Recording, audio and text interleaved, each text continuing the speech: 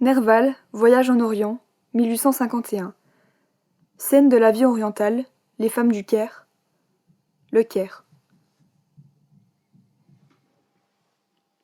Parmi les riches costumes arabes et turcs que la Réforme épargne, l'habit mystérieux des femmes donne à la foule qui remplit les rues l'aspect joyeux d'un bal masqué.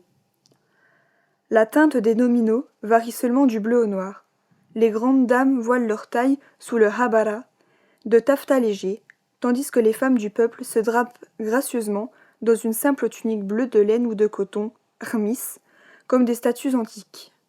L'imagination trouve son compte à cet incognito des visages féminins qui ne s'étend pas à tout leur charme.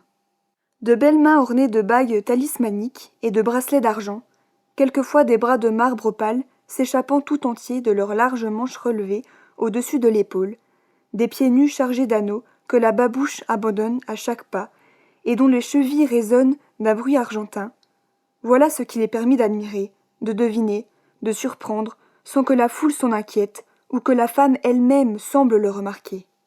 Parfois, les plis flottants du voile quadrillé de blanc et de bleu, qui couvrent la tête et les épaules, se dérangeant un peu, et l'éclaircie qui se manifeste entre ce vêtement et le masque allongé qu'on appelle borchot, laisse voir une tempe gracieuse où des cheveux bruns se tortillent en boucles serrées, comme dans les busques de Cléopâtre, une oreille petite et ferme secouant sur le col et la joue des grappes de sequins d'or ou quelques plaques ouvragées de turquoise et de filigrane d'argent.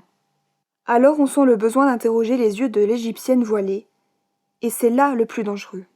Le masque est composé d'une pièce de crin noir, étroite et longue qui descend de la tête aux pieds, et qui est percée de 2 trous, comme la cagoule d'un pénitent. Quelques annelés brillants sont enfilés dans l'intervalle qui joint le front à la barbe du masque, et c'est derrière ce rempart que des yeux ardents vous attendent, armés de toutes les séductions qu'ils peuvent emprunter à l'art. Le sourcil, l'orbite de l'œil, la paupière même, en dedans des cils, sont avivés par la teinture, et il est impossible de mieux faire valoir le peu de sa personne qu'une femme a le droit de faire voir ici. Je n'avais pas compris tout d'abord ce qu'ad attrayant ce mystère dont s'enveloppe la plus intéressante moitié du peuple d'Orient.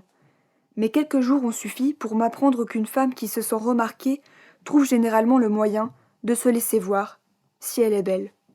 Celles qui le ne sont pas savent mieux maintenir leur voile, et l'on ne peut leur en vouloir. C'est bien là le pays des rêves et de l'illusion.